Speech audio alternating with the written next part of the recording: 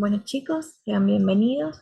En esta oportunidad vamos a hablar sobre la sensibilidad y la motricidad. Ya hemos hablado sobre las bases anatómicas del sistema nervioso central y del sistema nervioso periférico. Sabemos que el sistema nervioso corresponde a esa capacidad que tiene nuestro organismo para poder comunicarse con el medio exterior, bien sea a través de la recepción de estímulos o a través de la generación de respuestas. Entonces hablemos de la definición de sensibilidad. ¿Qué es la sensibilidad? Cuando hablamos de sensibilidad es todo aquello que permite a los seres vivos percatarse de los cambios que ocurren en su medio ambiente externo, incluso dentro de su propio cuerpo. Y esto ocurre a través de la percepción de estímulos que son captados en distintos tipos de terminaciones nerviosas sensitivas. Es por esto que vamos a tener receptores para temperatura, receptores para el dolor y receptores de tacto. Entonces, cada uno de estos receptores nerviosos van a tener, dependiendo de su naturaleza, pues la percepción de un tipo específico de información. Ahora, toda esta información que se recibe, todo aquello que es estímulo que nosotros vamos a recibir, es lo que se percibe como la sensibilidad. Sensibilidad que en otras ocasiones hemos nombrado como sensibilidad general en términos de cambios de temperatura, percepciones de dolor y tacto. Ahora bien, ¿cómo llegan estos estímulos a poder ser integrados dentro de nuestra corteza cerebral? Pues llega a través de una vía de conducción nerviosa. Estas vías de conducción consisten en cadenas neuronales que hacen empalmes sinápticos. Estos empalmes sinápticos, recuerden que son sinapsis químicas, no son empalmes de contacto directo, sino que ocurre pues la presencia de una sinapsis química, una conexión nerviosa, a través de neurotransmisores.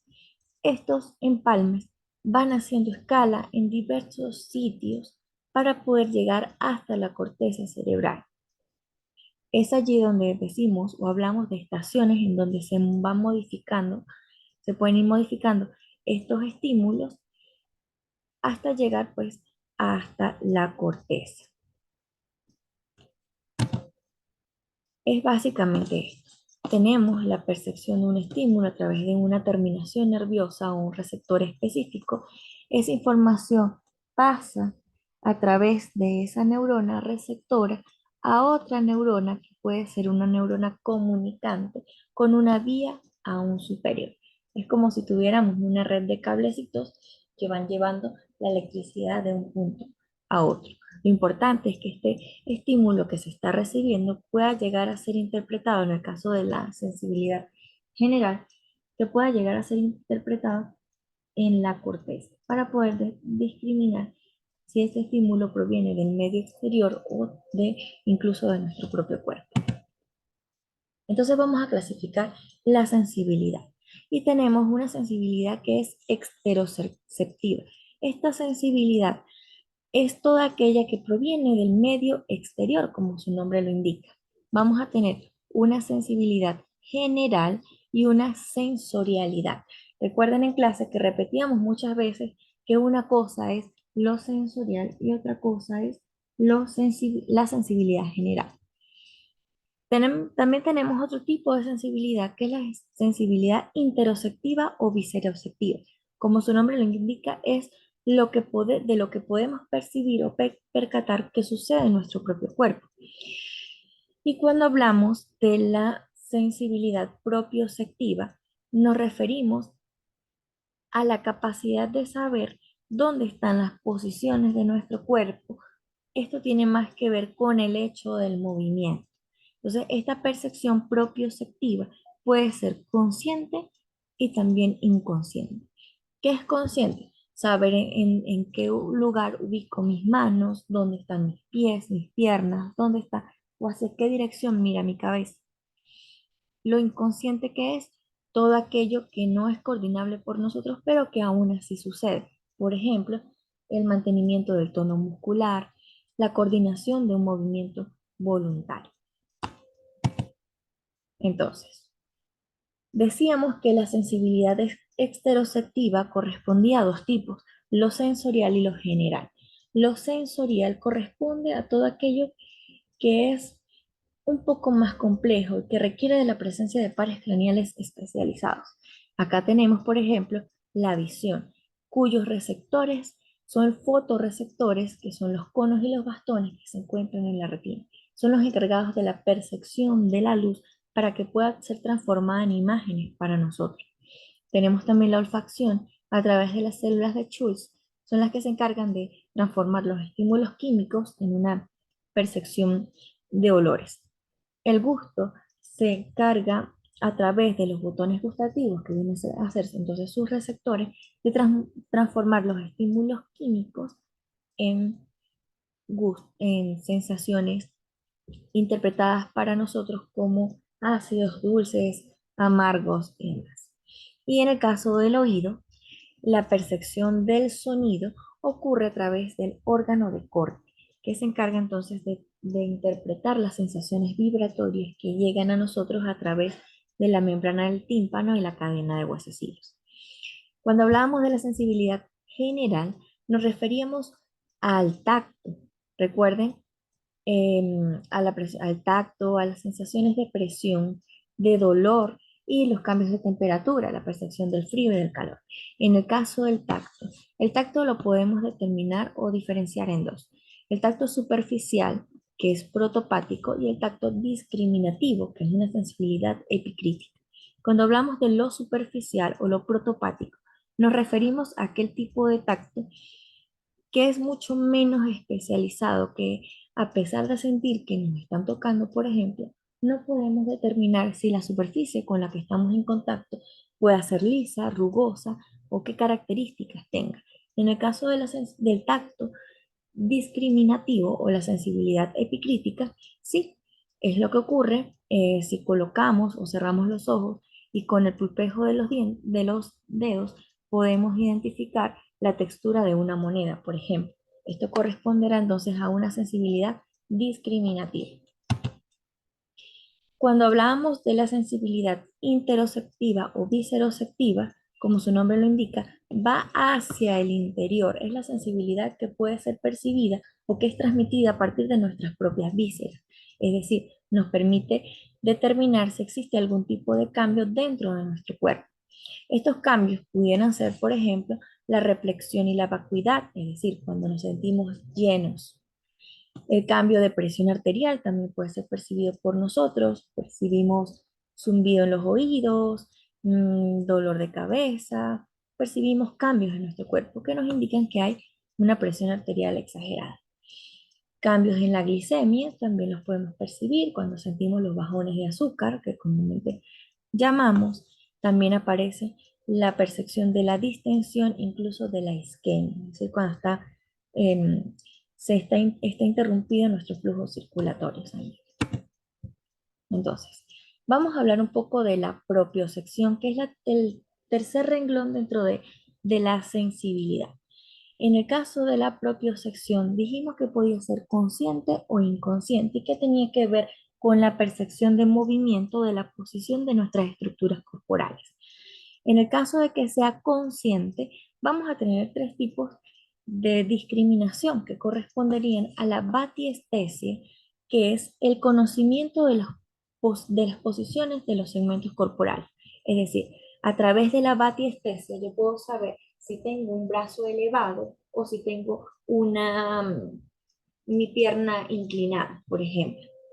En lo que corresponde a la kinestesia permite la precisión de los movimientos, bien sean activos o pasivos. Es decir, yo puedo saber si estoy caminando rápido o caminando lento, si estoy moviéndome rápido o lo estoy haciendo lento. Y esto ocurre gracias a la propiocepción consciente llamada kinestesia. En el caso de la palestesia, consiste en la percepción de las sensaciones vibratorias. Ahora, cuando hablamos de la propiocepción inconsciente, nos referimos a cosas, como su nombre lo indica, de las cuales nosotros no tenemos la coordinación. Sin embargo, se mantienen y permiten que nosotros podamos ejercer algún tipo de movimiento. En el caso de el mantenimiento del equilibrio, nos mantenemos en equilibrio, nos mantenemos erguidos sin tomar, digamos, a conciencia cuáles son los procesos internos eh, fisiológicos que ocurren para que nosotros podamos mantenernos en equilibrio. El mantenimiento del tono postural, que es, digamos, el tono, la contracción mínima que debe tener un músculo para iniciar un movimiento. Y por supuesto que la coordinación del movimiento voluntario. Si bien nosotros podemos razonar que queremos movernos y para desplazarnos hacia algún lugar, no estamos conscientes de todos los mecanismos que emplea nuestro cuerpo para poder generar ese movimiento voluntario. Entonces a eso se refiere la propiocepción inconsciente. Vamos a ver acá un poco de estas vías. Cuando hablamos de la propiocepción consciente, hablamos de dos fascículos importantes que son el fascículo de Gol y Burdach. Estos fascículos, cuando hablamos de los fascículos, recuerden que cuando teníamos un corte en la médula espinal, hablábamos de unas vías de conducción nerviosa que eran sustancia blanca. Esta sustancia blanca, en términos de la médula espinal, lo llamábamos cordones. Bueno, en la parte posterior o nuestro cordón posterior de la médula espinal, justo acá atrás, vamos a tener el fascículo de Gol y Burdach, que es lo mismo que decir el fascículo gracilis. Entonces, de ese el fascículo gracil y el fascículo cuneiforme. Ahora bien, estos fascículos corresponden a esas vías em, para permitir la propiocepción consciente. Vamos a percibir o la sensación va a ser percibida por nuestra neurona de carácter sensitivo. Recuerden, teníamos una raíz, en el caso de los nervios raquídeos, una raíz sensitiva posterior y una raíz anterior de naturaleza motora. Nuestra raíz sensitiva se va a encargar de captar la información, es decir, el estímulo de tacto que nos indique dónde está alguna parte de nuestro cuerpo. Esa información va a ascender a través del cordón posterior mediante el fascículo de Gol y Burdach, es decir, el fascículo gracil y cuneiforme. Estos fascículos van a ascender hasta el bulbo raquídeo. A nivel de la comisura blanca posterior, allí se va a decusar, ¿sí? Va a decusarse para seguir de forma ipsilateral por un tracto intermedio o interno hasta llegar a pasar al mesencéfalo, pasa por la cápsula interna de, de nuestra corteza cerebral para llegar hacia el área motora y premotora. Y es allí donde nosotros vamos a tener la propiocepción consciente. Es decir, es consciente porque hay participación de la corteza cerebral que nos hace identificar a través del homúnculo motor, si lo recuerdan, dónde están las partes de nuestro cuerpo. Distinto de lo que ocurre con la propiocepción inconsciente. Si lo vemos acá, no existe participación de la corteza cerebral, por tanto, todo aquello que coordinamos de forma involuntaria, no es posible que nosotros tengamos un conocimiento de ese proceso, de lo que está ocurriendo en nuestro cuerpo para poder mantener, por ejemplo, el tono muscular. ¿Cómo ocurre? Ocurre a través de dos vías. El tracto espinocerebeloso cruzado y el tracto espinocerebeloso directo. Cuando hablamos del tracto espinocerebeloso directo, estamos hablando de la percepción que corresponde a los miembros inferiores. Y cuando hablamos del cruzado, corresponderá a la percepción de los miembros superiores. Acá. Ahora, la percepción entonces corresponderá o va igual por nuestra raíz sensitiva, el tracto directo pasa o asciende ipsilateralmente por el cordón lateral de la médula espinal, para llegar a través de los pedúnculos cerebelosos al cerebelo, que es el encargado del mantenimiento del equilibrio, de los movimientos finos, ¿recuerdan? De la metría del movimiento. Y allí, hasta ahí llega nuestra información. En el caso del tracto espinocerebeloso cruzado, como su nombre lo indica, se recibe la información a través del asta posterior de la médula espinal, pero esta va a decusarse para ir contralateralmente por el cordón lateral de contralateral, ir ascendiendo, en este caso el que corresponde a la propiocepción inconsciente de los miembros superiores, va hasta el mesencéfalo, hacia los núcleos rojos, pasa por el pie peduncular y llega hasta la corteza cerebelosa. Hasta ahí es que vamos a identificarlo. ¿Qué es lo importante acá? Que podamos reconocer que la propiocepción consciente es consciente justamente porque la información percibida por nuestra neurona sensitiva va a ascender hasta la corteza cerebral. Es ahí donde yo puedo saber, por ejemplo, si tengo los brazos levantados, elevados. En el caso del equilibrio, del mantenimiento del equilibrio del tono muscular, la propiocepción no es consciente porque no tengo participación de la corteza. El que participa acá como órgano fundamental corresponde al cerebelo, que será entonces el encargado, recuerden, a partir de su estructura filogénica, de lo más primitivo que correspondía a el mantenimiento del equilibrio y el hecho de que nosotros podamos caminar erguidos. Ahora, cuando hablábamos de sensibilidad, decíamos que teníamos que tener terminaciones nerviosas. Estas terminaciones nerviosas, dependiendo del tipo, vamos a tener receptores periféricos cuya morfología es importante para determinar el tipo de información que recibe. Entonces, tenemos terminaciones nerviosas libres. Estas terminaciones nerviosas libres las vamos a encontrar en las vísceras, en las meninges, en las en las cerosas, en la córnea, en la piel y folículos pilosos. Pero también tenemos unas terminaciones nerviosas que están encapsuladas, cuya forma es muy importante para determinar el tipo de información que percibe. Entre ellas tenemos el corpúsculo de Meissner, que es el que permite captar el tacto, los corpúsculos de Bater-Pasini, que permiten captar presión, los corpúsculos de Krauser, cuya función, pues, digamos, es un poco polémica, pero está relacionada con el tacto también, y los corpúsculos de Ruffini, que captarán entonces cambios de temperatura. En el caso del músculo esquelético, para, digamos, en los términos de propiocepción consciente, vamos a tener terminaciones nerviosas en los músculos que corresponderán al uso neuromuscular y al aparato tendinoso de Golgi. El uso neuromuscular es el que va a captar los eventos relacionados con el estiramiento del músculo. ¿Dónde se encuentra este uso neuromuscular? Se va a encontrar en el interior del tejido o de la fibra muscular esquelética y está constituido por estas terminaciones que están relacionadas o en contacto con una motoneurona. ¿Para qué sirve este uso neuromuscular? Pues está dispuesto a lo largo de todo el músculo y permite llevar información sobre la longitud y la velocidad, es decir, la cantidad de estiramiento y la rapidez con la que lo hace.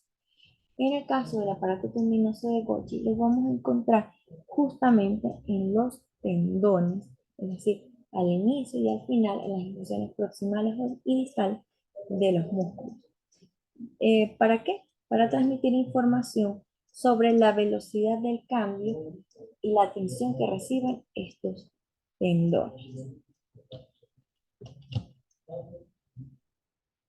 También podemos clasificar estos receptores dependiendo del tipo de estímulo que reciben. Entonces vamos a decir que un mecanorreceptor es aquel que responde al tacto, un termorreceptor será aquel que reacciona ante el cambio de temperatura, un nociceptor es aquel que responde a la percepción de dolor. ¿Por qué? Porque responde a estímulos por esfuerzo mecánico, como un exceso de estiramiento. También va a responder a cambios de temperatura, porque puedo generar dolor después de una quemadura, y también al cambio por sustancias químicas. Es decir, en este caso las citocinas son las sustancias que producen dolor en nuestro cuerpo. Y hay receptores sensibles a la luz, en este caso serían los fotorreceptores. Estaríamos hablando entonces de los conos y los bastones, que son los que perciben los estímulos luminosos en nuestra retina. ¿Cómo es una vía en general? Una característica de una vía aferente, es decir, una vía que recibe información, se caracteriza por conducir impulsos de la periferia hacia el centro. Es decir, es la que lleva información, es una vía sensorial. Esta va a tener o va a necesitar de un receptor periférico. Después pudiera ser, estuviéramos hablando entonces de una terminación nerviosa libre o de una terminación encapsulada, tipo corpúsculo de Meissner, de Krauser, de Batter-Pasini, dependiendo de la naturaleza del receptor. Vamos a tener también un neurotransmisor constante en cada vía. Cuando hablamos de la vía de conducción nerviosa, dijimos que se hacían empalmes sinápticos.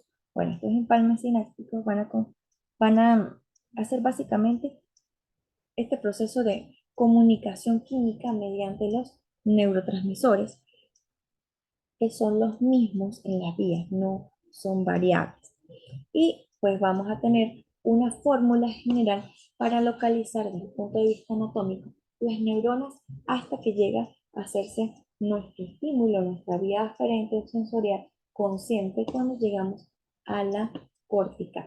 Entonces, vamos a tener una primera neurona de naturaleza ganglionar. Si recuerdan, cuando estudiamos pares craneales, todos los pares craneales que eran de naturaleza sensitiva estaban asociados a un ganglio. Este ganglio entonces es de naturaleza sensitiva. Lo mismo ocurría con un nervio raquídeo. Un nervio raquídeo, a pesar de tener una naturaleza mixta, tenía en su raíz posterior, que era la sensitiva, un ganglio. Este ganglio raquídeo también es de naturaleza sensitiva. Entonces ahí vamos a ubicar el cuerpo de nuestra primera neurona. Luego tenemos una neurona de origen variable. Esta neurona de origen variable es una interneurona que va a ayudar a ascender esta información a través de las vías sensoriales que tenemos en la médula espinal. Hacemos una tercera parada en una neurona talámica, es decir, en un núcleo del tálamo. Recuerden que el tálamo era nuestra estación de relevo sensitiva y que dependiendo del área o de la naturaleza del estímulo, el tálamo iba a decidir llevarlo a una u otra área de la corteza cerebral. Entonces, por eso es que nuestro tálamo corresponde a esa estación de relevo sensitiva que va a llevar a una cuarta neurona que va a estar en la corteza cerebral. Dependiendo del área de la corteza, es que nosotros vamos a poder identificar si lo que estoy generando es algún tipo de dolor y en qué área es donde se encuentra ese dolor. Entonces, eso es básicamente una vía de sensibilidad. Entonces vamos a verlo acá con un esquemita. Tengo un receptor periférico que pudiera estar ubicado acá. Luego tengo mi ganglio de naturaleza sensitiva, como pudiera bien ser el ganglio trigeminal, el ganglio geniculado, del nervio facial en general. Pero vamos a hacerlo con un nervio, como si esto fuese un nervio raquídeo. Entonces recibo el estímulo a través de una terminación nerviosa. Ese estímulo viene por mi raíz posterior, es integrado o tengo el cuerpo de mi neurona en mi primera base, que es la neurona ganglionar. Luego voy a tener una neurona de origen variable que puede estar en uno de los haces lemnisco o espinotalámicos. Voy a llegar hasta mi siguiente escala, que corresponde a la neurona que hace conexión a nivel del tálamo, y del tálamo a una cuarta neurona que lo lleva hasta la corteza cerebral para ser interpretada. Vamos a hablar, para hacerlo un poco más específico, de las vías de sensibilidad termoalgésica o la vía del dolor localizada. Entonces, tenemos una terminación nerviosa libre, que generalmente son nociceptores. Esa información va a llegar a nuestra primera neurona que va a estar en el ganglio raquídeo. ¿Recuerdan? La raíz posterior de un nervio raquídeo. Esa información va a llegar por nuestra segunda neurona, corresponde al asta posterior de la médula espinal, a las láminas 1 y 2. De allí, la información va a ascender por el cordón lateral del lado contrario, es decir, que esta es una vía contralateral. Esto es lo que llamamos el haz espinotalámico lateral. Esa información va a ascender a buscar la tercera neurona que está en el tálamo. Justamente como estamos hablando de una percepción de un nervio raquídeo, va a ir al núcleo ventrolateral posterior del tálamo y de allí va a dirigirse esa información hacia la cápsula interna, específicamente al brazo posterior de la cápsula interna, para llegar a nuestra cuarta neurona que está en la corteza cerebral. Específicamente va a dirigirse a la circunvolución parietal ascendente. ¿Por qué es la circunvolución parietal ascendente? Porque cuando hacíamos la sistematización de la corteza cerebral, decíamos que la circunvolución parietal ascendente era de naturaleza sensoriomotriz, es decir, que es la capacitada para la percepción de la sensibilidad. Si estuviéramos hablando de una vía eferente de carácter motor, pues el área o el cortical cerebral predominante correspondería al área del lóbulo frontal, que sería la corteza premotora o a la circunvolución frontal ascendente. Sin embargo, como estamos hablando de una vía de sensibilidad, que es una vía aferente, es decir, que recibe la información, pues vamos a tener un receptor periférico. En este caso, como estamos hablando de dolor, sería una terminación nerviosa libre, una primera neurona que va a estar en el ganglio raquídeo, una segunda neurona en el asta posterior de la médula espinal. Esa neurona asciende por el haz espinotalámico lateral para buscar la tercera que está en el tálamo. El tálamo tiene una sistematización bastante específica y allí vamos a ver que, bueno, existen varios núcleos en el tálamo. En este caso, a la parte del tálamo que va a llegar es el núcleo ventrolateral posterior. Eso asciende para ir a buscar la corteza a través de la cápsula interna, que recuerden era la distribución de la sustancia blanca a nivel del encéfalo, para llegar a la cuarta neurona, que se va a encontrar en este caso en la circunvolución parietal ascendente. Y es así como vamos a poder entonces identificar dónde se está produciendo ese dolor localizado. En el caso del dolor dental, vamos a ser un poco más específicos. Hicimos el ejemplo con un nervio raquídeo, es decir, estaríamos hablando de la percepción de dolor, por ejemplo, en el miembro superior. Ahora vamos a hablar de la percepción de dolor a nivel dental. Básicamente seguimos la misma estructura o la misma fórmula con nuestras 4 neuronas, pero en este caso vamos a ver un punto distinto. La terminación o el receptor periférico corresponde a una terminación nerviosa libre que se encuentra en la pulpa dental. Ahora, esa percepción o ese estímulo que llegó hasta allí va a ir a nuestra primera neurona, una neurona que estaba en un ganglio sensitivo. En este caso, como la sensibilidad de la cara viaja a través del nervio trigémino, pues nuestra primera neurona va a estar en el ganglio trigeminal, que es nuestro ganglio sensitivo. En ese ganglio trigeminal semilunar o de Gasser va a ir hasta la segunda neurona. Esa segunda neurona, que dijimos que era de origen variable, si lo vemos en el caso de los nervios raquídeos, es una neurona que va a estar en el asta posterior de la médula espinal. En este caso, como estamos hablando de un par craneal, nuestra segunda neurona está en el tallo encefálico, a partir de los núcleos de origen de este nervio trigémino. ¿Se acuerdan? Del núcleo sensitivo principal del nervio trigémino. Esa neurona va a ascender por un tracto, es decir, una vía o un cordón nervioso. En este caso será el tracto lemnisco-trigeminal. A partir de ese tracto vamos a buscar o a llegar hasta nuestra tercera neurona, que corresponde al tálamo óptico, en el núcleo ventrolateral posterior.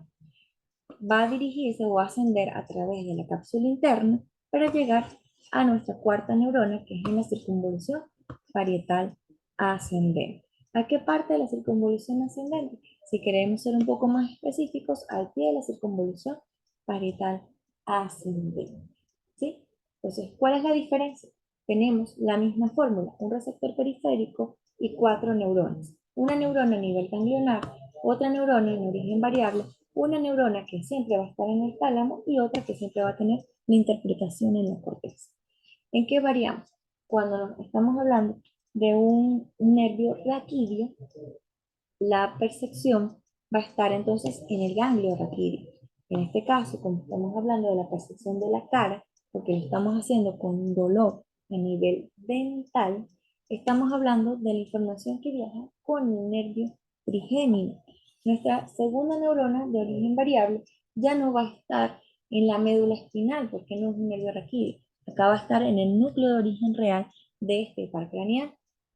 En este caso, como es dolor, va a estar en el núcleo sensitivo principal. Si estuviéramos hablando de propiocepción a través de, por ejemplo, el ligamento periodontal, estaríamos hablando del núcleo o tracto mesencefálico, ¿sí? Recuerden ustedes que el nervio trigémino consta de tres núcleos de origen real, más el núcleo motor.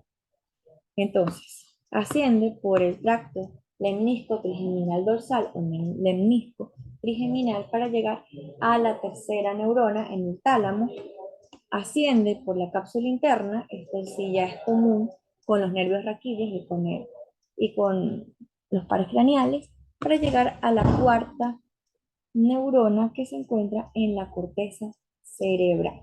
Y de allí viene la interpretación en el homúnculo sensitivo. Cuando hablamos de un dolor difuso, vamos a poner, por ejemplo, un nervio raquídeo. Tenemos una terminación nerviosa libre. Esto pudiera estarse presentando en el miembro superior, miembro inferior, en la región dorsal o abdominal, como ustedes quieran, porque todo está cubierto por nervio raquídeo. Entonces, tenemos nuestra primera neurona en el ganglio raquídeo. Luego vamos a una segunda neurona de origen variable hasta posterior de la médula espinal, donde varía. Si bien todas van al asta posterior de la médula espinal, porque es la de naturaleza sensitiva, pues varía la ubicación de las láminas. ¿Sí? Cuando hablamos de sensibilidad táctil, estamos entre la 1, la lámina 1 y la 2. En el caso de la percepción del dolor, va en la lámina 5 de esa médula, del asta posterior de la médula espinal.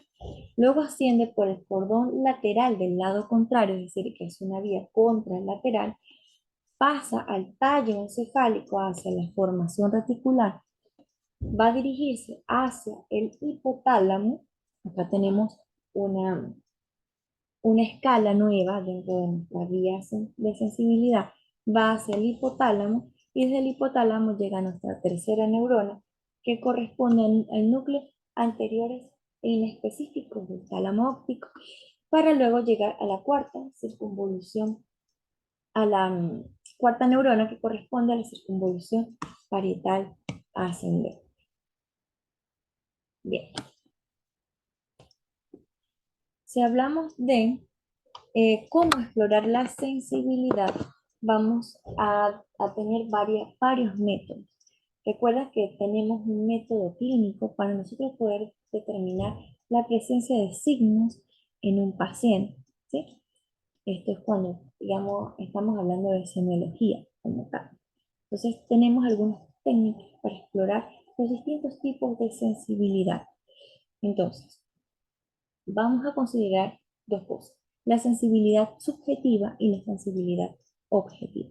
La sensibilidad subjetiva es la que el paciente va a referirnos, ocurre mediante la amnesis. ¿Por qué? Porque es lo que el paciente puede decirnos. El paciente puede decirnos, doctor, doctora, me duele un diente y en mi escala del 1 al 10 el dolor es 1000, ¿sí? Una cosa así, porque la sensibilidad es subjetiva para todos. Es decir, no todas las personas tenemos el mismo umbral de dolor, por ejemplo. Entonces, esa información la recogemos mediante la anamnesis, porque es a través de la pregunta que nosotros le hacemos al paciente que vamos a darnos cuenta de él. También tenemos la sensibilidad objetiva. Esta es una sensibilidad que nos puede dar un poco más de información, más detallada, más específica, porque la vamos a hacer nosotros cuando sometemos al paciente a algunos estímulos. Entonces, vamos a tener algunas técnicas.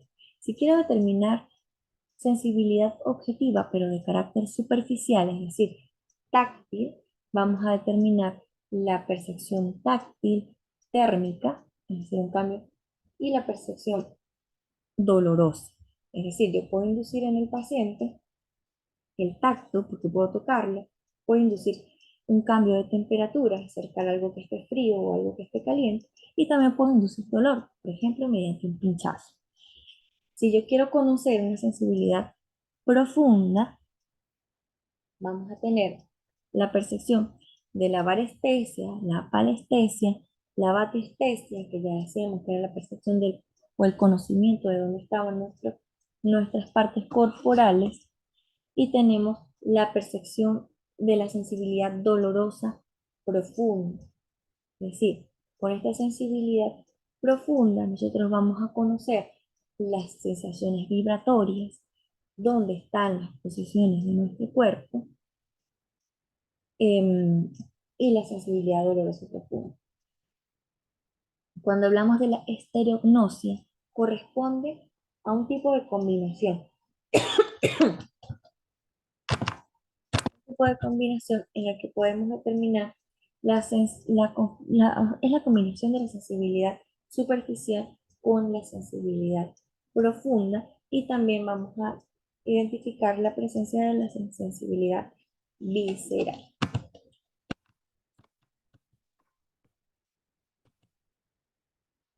Entonces, ¿cómo exploramos la sensibilidad táctil? La sensibilidad táctil se puede explorar de formas muy sencillas, con diferentes objetos. Pudiera ser con un algodón, con la presencia de un pincel. Podemos ir tocando diferentes partes de nuestra piel sin ejercer presión, a fin de determinar si el paciente siente la sensación de contacto con esto que estamos pasando por su cuerpo. Existen otros instrumentos un poco más especializados, como el compás de Weber, que permite pues, conocer la capacidad em, de discriminar estímulos táctiles distintos. La sensibilidad térmica, ¿cómo la determinamos? La podemos explorar mediante un tubo de ensayo, por ejemplo, con diferentes sustancias que tengan temperaturas distintas. ¿Sí? Colocamos un agua fría y en otro agua caliente y podemos colocarlo en contacto con la piel a fin de determinar si nuestro paciente puede identificar las sensaciones. La sensibilidad dolorosa lo podemos hacer con una aguja o con otro objeto puntiagudo para pues, inducir dolor. La sensibilidad objetiva profunda. Estábamos hablando de la palestesia, que son los movimientos vibratorios. Para ello, se puede utilizar un instrumento conocido como diapasón. El diapasón es un instrumento que se hace vibrar para en distintos puntos, en la cúpula estiloides, en las rodillas, en las crestas ilíacas, en el miembro superior, en distintos puntos de nuestro cuerpo para determinar si el paciente es capaz de percibir esta sensación vibratoria que se produce con el diapasón. Eh, ¿Cómo conocemos la posición de nuestro cuerpo? Decíamos que era la batestesia. Para saber en términos de batestesia dónde están las partes de nuestro cuerpo, pues aquí la sensibilidad va a depender de la información que sea recolectada a través de nuestras articulaciones y los músculos. Entonces, se puede mover de forma pasiva una articulación o un segmento corporal, evitando que el paciente se mire para preguntar en qué posición ha quedado ese segmento corporal. Es decir, nosotros vamos a mover un brazo del paciente sin que él lo perciba, sin que él pueda verlo, y tiene que saber, incluso con los ojos cerrados, en qué parte del espacio se encuentra su brazo, por ejemplo. Y la sensibilidad de presión, que es la varestesia, vamos a ejercer presión con el cortejo de nuestros dedos en distintos segmentos para determinar que si el paciente es capaz de identificar. Cuando hablamos de la sensibilidad discriminativa o de la estereognosia, se trata de la capacidad de reconocimiento de un objeto a partir de nuestro tacto. Si bien decíamos que había una sensibilidad protopática o general, también existe una sensibilidad epicrítica. Esa sensibilidad epicrítica es mucho más, es un tacto discriminativo, muy importante. Si le colocamos una moneda a nuestro paciente con los ojos cerrados, a través del tacto, si tiene un tacto realmente desarrollado, puede determinar los detalles que tengan esas monedas, por ejemplo. Entonces, le vamos a pedir en términos de exploración que nos describa el objeto que tiene en las manos a partir de la percepción de su peso, de su forma o de la textura que tenga. Cuando nos referimos a la sensibilidad visceral, bien dijimos al inicio que correspondía a la sensibilidad que provenía de nuestro propio cuerpo, los cambios de la presión arterial, de los niveles de glucosa, cuando nos sentimos, es decir, mareados, que sentimos zumbidos en los oídos, cuando sentimos que algo nos duele, que es sensibilidad profunda, y cuando estamos en, llenos, que tenemos esa sensación de reflexión, y cuando tenemos hambre, por ejemplo, que es la sensación de vacuidad, estamos vacíos, ¿sí? Entonces, ¿cómo lo hacemos? Si queremos explorar la sensibilidad visceral, podemos a través de la compresión de la tráquea, compresión de los testículos, de epigastrio, incluso la compresión en las mamas o en la vejiga, se puede inyectar líquido para poder determinar la presencia del volumen, ¿sí? Si tomamos mucha agua, por ejemplo, luego vamos a saber o vamos a sentir que tenemos la vejiga llena, ¿sí? Porque tenemos una sensación de reflexión. Ahora bien, todo esto de lo que hemos hablado es o corresponde a sensibilidad. Sensibilidad general, sensorialidad, ¿sí? A la percepción, es decir, estábamos hablando netamente de vías aferentes, es todo aquello que recibo que venga del medio externo o de mi propio cuerpo para ser interpretado. Es una información que voy a percibir a través de la presencia de receptores. Ahora, ¿cómo podemos emitir respuestas ante todo aquello que sentimos? Lo podemos hacer a través de la motricidad. La motricidad es la capacidad que tienen los seres vivos para separar las partes de su cuerpo, para ejercer, digamos, acciones que van en contra de la gravedad y para poder desplazarnos de un punto hasta otro.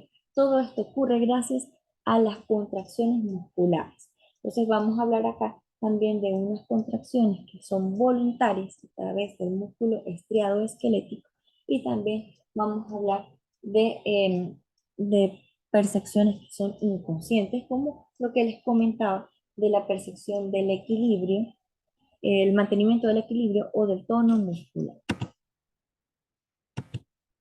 Entonces, ¿qué elementos participan en la actividad motriz?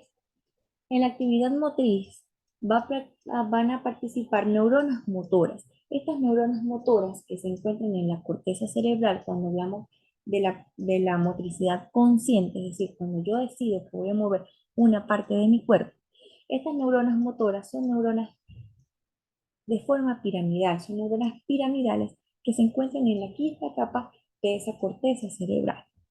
Son básicamente motoneuronas. Tenemos una neurona intercanal o internuncial que se encuentra en la médula espinal, es decir, estas neuronas que identificamos a través de los tractos o los cordones nerviosos. Tenemos una neurona inferior que es de naturaleza motora en el asta anterior de la médula. Recuerden que la médula espinal se dividía en un asta posterior que era sensitiva y un asta anterior que era de naturaleza motora. Es decir, ahí vamos a tener neuronas de naturaleza motora. Vamos a tener una placa motora. Esa placa motora se caracteriza por ser el punto de contacto entre la neurona o motoneurona con la fibra nerviosa para desencadenar pues, la contracción muscular y el órgano efector que corresponde, por supuesto, al músculo esquelético. Todo esto desde el punto de vista voluntario. ¿Qué es una unidad motora? Corresponde esta unidad motora o la placa motora al punto de contacto entre la motoneurona y la fibra muscular y corresponde a la relación entre el número de fibras musculares inervadas por una sola neurona y que es inversamente proporcional a la acción del músculo. Es decir, mientras más fibras musculares tenga inervando una sola fibra muscular, pues significa que la actividad de ese músculo es mucho más compleja que tener un grupo de células musculares bastante amplio inervadas solo por una motoneurona. Recuerden que pues en términos de movimiento todos los músculos tienen una complejidad distinta. ¿Qué es la placa motora? La placa motora corresponde al punto de contacto, lo que les comentaba, al punto de contacto de nuestra neurona con ese punto de recepción de nuestra fibra muscular. Es decir, es allí donde se libera, en el caso de la musculatura esquelética, la acetilcolina, que es la que va a provocar, pues digamos, la excitación de la célula para que se genere la contracción de las fibras musculares.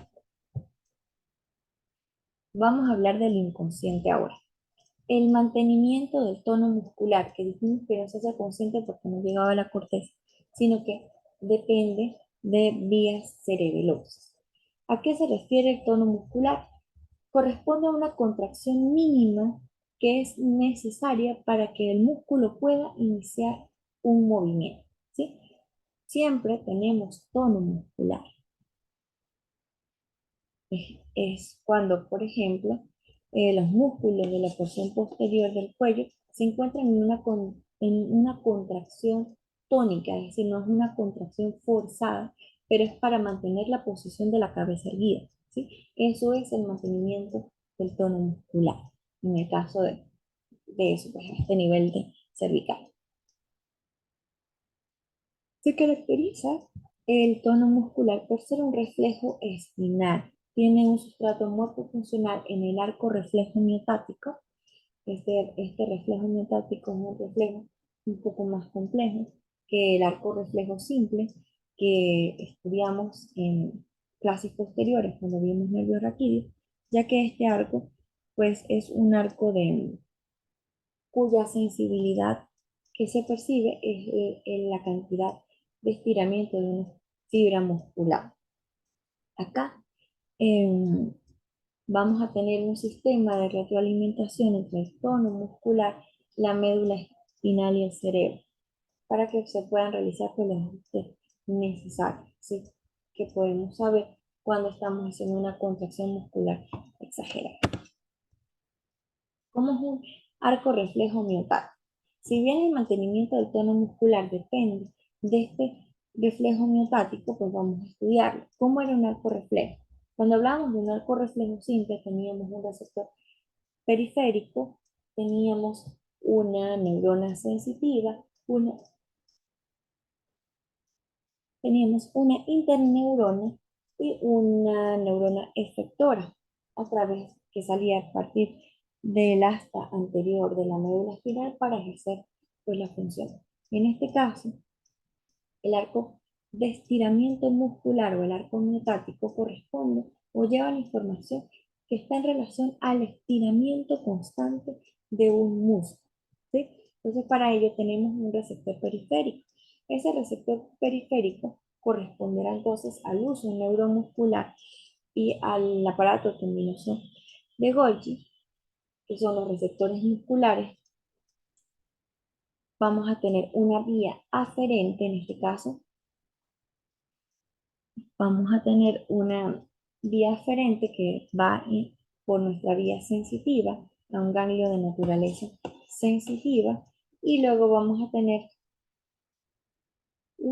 una neurona o una vía eferente que va a hacer básicamente una motoneurona para ir hasta el órgano efector, que es el músculo propiamente dicho. Cuando hablamos de la motricidad, hay motricidad consciente. Esta motricidad consciente corresponde a las vías piramidales. Entonces vamos a tener dos tipos de vías piramidales: la vía o el fascículo córtico-nuclear y el fascículo córtico-espinal. El fascículo córtico-nuclear corresponde a los núcleos de origen de los pares craneales. Son los núcleos de origen de los pares craneales, básicamente a sus núcleos de origen motor. Y lo que corresponde a la vía córtico-espinal corresponde pues al control de la musculatura cuyo, digamos, territorio se encuentra o es potestad de un nervio raquídeo.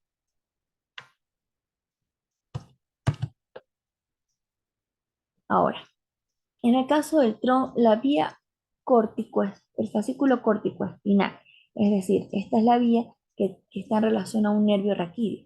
Pudiera ser músculos esqueléticos que se encuentran en el tronco o en los miembros superior e inferior. Estaríamos hablando de la capacidad para mover un brazo o una pierna.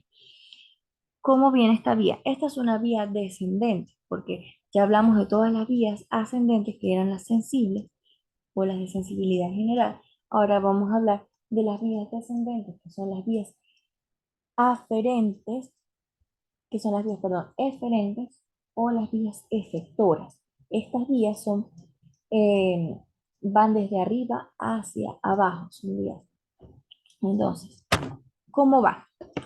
Desde la circunvolución frontal ascendente, que es la circunvolución predominantemente motosensorial, allí nosotros vamos a tener la corteza primaria motora. Esta corteza primaria se encontraba en la quinta capa de esta sustancia gris en la corteza cerebral y son células piramidales. De allí va a descender a partir de la cápsula interna, pasa por los pedúnculos cerebrales en un mesencéfalo, recuerdan el pie peduncular, para dirigirse hacia la protuberancia. Una vez que pasa la protuberancia en los núcleos pontinos, va a dirigirse a formar en el bulbo raquídeo, la médula oblonga, lo que nosotros describíamos como detalle anatómico, que eran las pirámides vulvares, ¿sí? Por eso son vías piramidales. Va hacia las pirámides vulvares y de las pirámides vulvares se dirige por los tractos corticoespinales laterales y anteriores, van a dirigirse hacia la célula o a la neurona motora en el asta anterior de la médula espinal.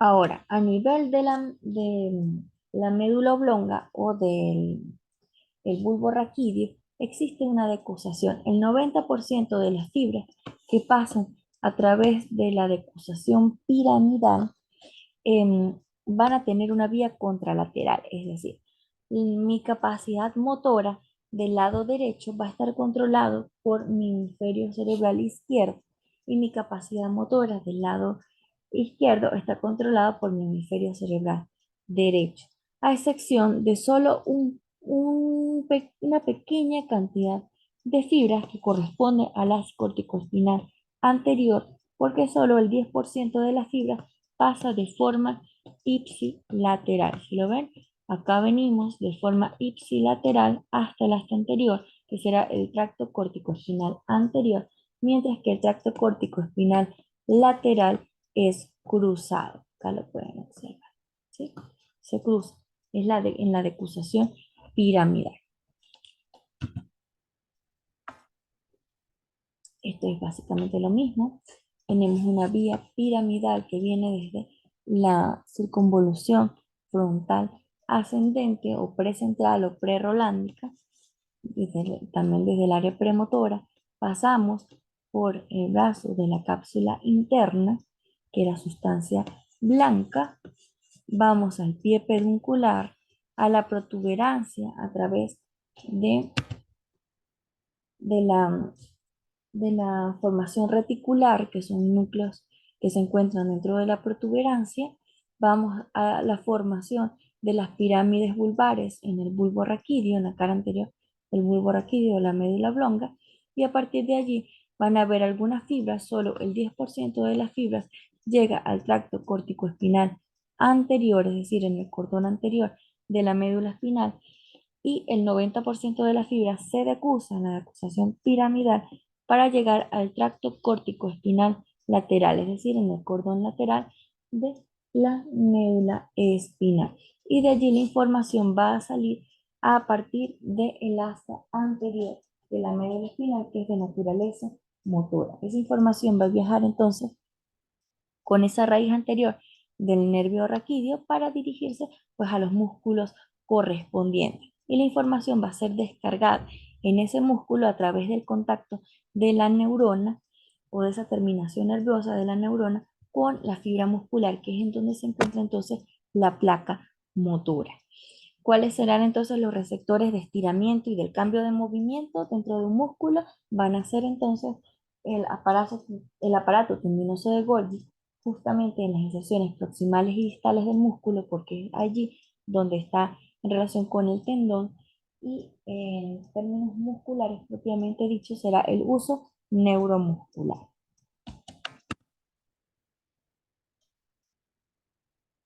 En los fascículos, el fascículo corticoespinal de la cabeza y del cuello, acá vamos a hablar de los pares craneales de naturaleza motora. Entonces, ya no estamos hablando de un nervio raquídeo. Iniciamos de la misma forma en la corteza cerebral a partir de la quinta capa de estas células piramidales o neuronas motoras. Ascendemos por el brazo posterior de la cápsula interna. Estos se reúnen para formar el fascículo geniculado en el bulbo raquídeo. Luego vamos hacia el mesencéfalo, ubicándose en los 3/5 medios del pie peduncular para alcanzar los pares craneales. Recuerden que los núcleos de origen motor o en general los núcleos de origen de los pares craneales se encuentran en el tallo cefálico.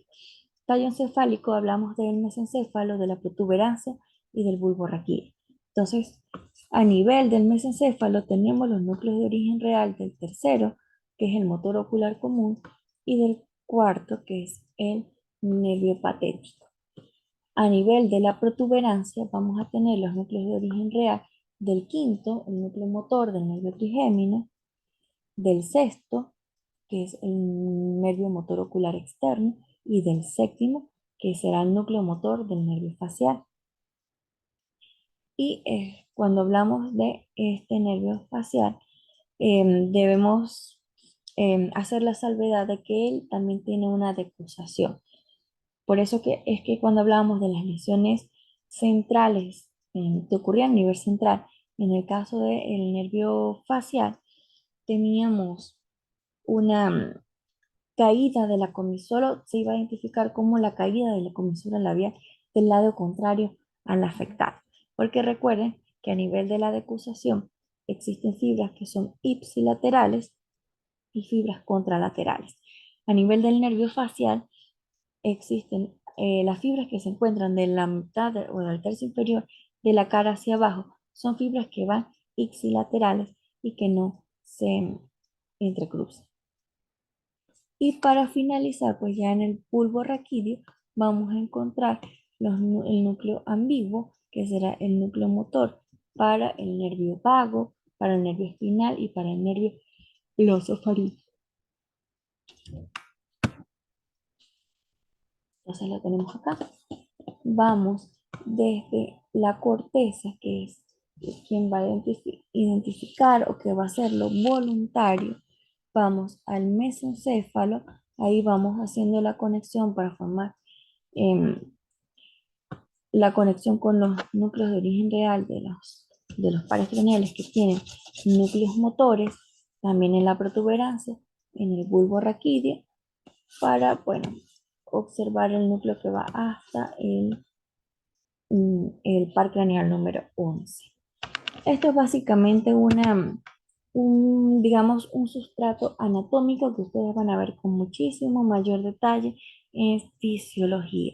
Netamente, nos interesa que conozcan de esto la diferencia entre la sensibilidad general, la sensorialidad, la percepción de la propiocepción, que puede ser consciente o inconsciente, y pues em, la diferencia entre las vías. Tenemos unas vías que son, digamos, genéricas, constituidas, estas vías sensoriales o aferentes, constituidas por cuatro escalas neuronales y que en el caso, y que son vías que son ascendentes, porque llevan información de la periferia hacia la corteza. Y en el caso de las vías motoras son vías descendentes porque llevan la información motora desde la corteza hacia sus órganos efectores.